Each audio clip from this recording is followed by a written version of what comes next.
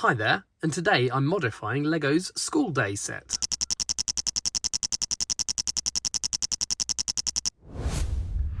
Now this set, which is set 60329 School Day, came out in January 2022 and it was a little bit overpriced. It cost £55 in the UK or $70 in the US, so I made sure I bought it when it was on discount. Although it was overpriced, I did quite like the building. It did come with a regular 16x16 road plate and one of these smaller 8x16 crosswalk road plates, which always adds to the price a little bit. And of course you then also get 4 of these, which once you've got a couple of sets you don't need any more of these, so all those pieces add to the price. It also had this little sort of bus shelter here. I would have preferred those pieces to be used in the main building rather than as a separate bus shelter. It also came with a bright yellow school bus, which is a really cool thing if you have bright yellow school buses in your country, but as I live in the UK, this is not a thing at all. Kids go to school on regular buses in our country. It has a disabled access flap at the back, so the guy in the wheelchair can roll up into it. However, the opening isn't quite high enough, so as he gets to the top he bashes his head on the roof. However, if you take the roof off, he can then wheel up quite happily and sit in the back of the school bus, and then there's one other seat inside for another pupil and then the driver at the front. But as I say, yellow school buses aren't a thing in the UK, so this one is going to get taken to pieces and used as parts. But before I get into the details, if you end up liking this video, please do give it a thumbs up, and of course click subscribe and the bell icon to be notified of more LEGO videos. But back to school. As you may know, I'm all about the minifigures, and this set does have a nice selection. You get the bus driver and a teacher, then you get a pupil with medium legs so he can sit down in the wheelchair, and then 4 other pupils with the short legs which don't articulate. But I especially like the couple of torso prints that I don't already have. And like I said earlier, I did really like the design of the building, but to me it had one major flaw. It seemed to be only half built. So in this modification we're going to duplicate this nice curved end on this side of the building onto the other end, and we're also going to give it a bit of a roof just in case it rains in Lego City. So first of all, we're going to take off the upstairs and work on the ground floor. Now the set is 24 studs long, so if we add another 8 to that, it'll bring it up to 32, which will help it fit into a nice 32 grid modular system. Then next we're going to break down all of this wall and start extending sideways.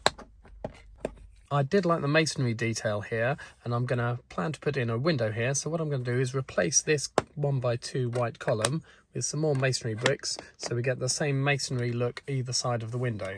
Then we're going to start building up the grey layer at the bottom. So I'm going to use 2 1x4s first, which are going to sit underneath the window, and then we're going to have a 1x2 brick, a curve on the corner, and then a 1x6. I thought I'd also match these planters and add a little feature in front of the window, so I'm going to add 2 1x1s, and then 2 more of those curved bricks, like that. Add a brown brick and a 2x2 tile with a stud in the middle, and then we're going to add our flower piece leaf with a pink flower to match the others. And now we're going to add the ground floor walls. So we're going to have a white window frame which matches the doors down here, and I've put the transparent light blue glass in there also to match. And then again a column of those nice masonry bricks, and then a white curved piece on the corner, and then down the side we're going to just add 3 of these white columns like the one we took off earlier. And then matching that yellow band which runs all the way around, we're going to add a 1x1, then a 1x4, and then this corner on the other side is built up with 3 of these pieces. So we're going to stack 3 of those on top of each other and put them in there. And then another 1x1 goes in the gap here, and then to match the overhang over the door we're going to put a 2x4 over the window, so we've got a similar overhang. And then just for stability we're going to take off this 1x4 and 1x1 and replace it with a 1x6. And then we're nearly finished the first level. Then lastly, for the ground floor, we're going to take our stack of lockers that we took out earlier, and if we put them here, it'll bridge the gap between those 2 base plates and hold them together. And then also we've got this 2x2 round blue brick in the corner which holds up the first floor, and we're going to add another one of those to the opposite side. Then it's on to the first floor. Now the first floor had this row of dark grey bricks running around all the way underneath the floor, and what we're going to do, we're going to remove this 1x6 brick and add it replace it rather with a 2x6 plate, and then that'll help join the new part to the old part. Then to help support all that, we're going to add a 2x3 blue brick on top of the lockers, and then two 2x2 dark grey plates on the end of it, and then that first floor will sit nicely on top and be supported by that locker column. Now we just need to build up that layer of dark grey bricks, and then we're going to add our first floor grey plates. So we've got a 1x6 there, and a corner brick, and another 1x6.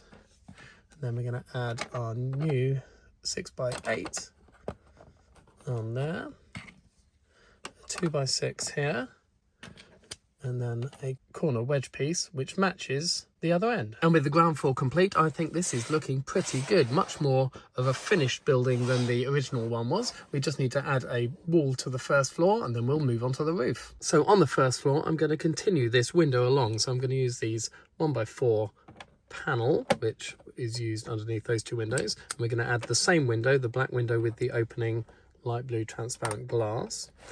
Then we've got a 1x2 column to go next door to that. Our 2x2 nice curved corner. And we're just going to fill in the rest with more 1x2 columns like that. Then our last row of white bricks, we've got our 1x1, 1x4, and then the curve on the other end was made using 3 of these 3x3 curved plates. So we're going to add those in the corner.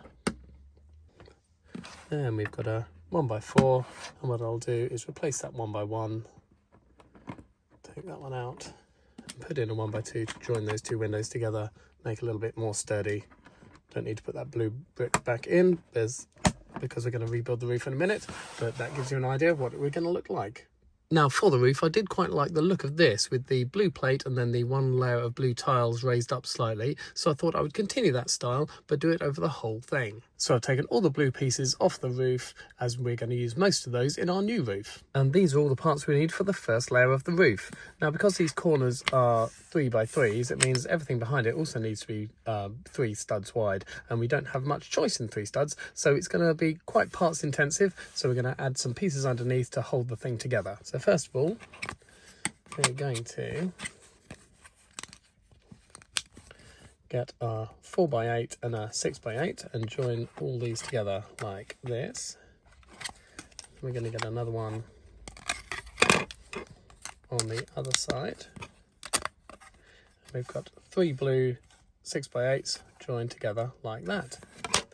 Then just for a little bit of added strength, I'm going to get this 2x8 and add that underneath there. And then because we've got these studs sticking out the side, we can add in all these 1x3 and 2x3 plates on both sides like that. And the only piece not supported are these 3x3s, and they're going to be supported by the white plates underneath. So I've changed this quite high angle so you can see how this blue roof is going to go on. So we're going to add those 3x3 curved plates in the corners, and then the structure we built earlier is just going to sit in between them like that.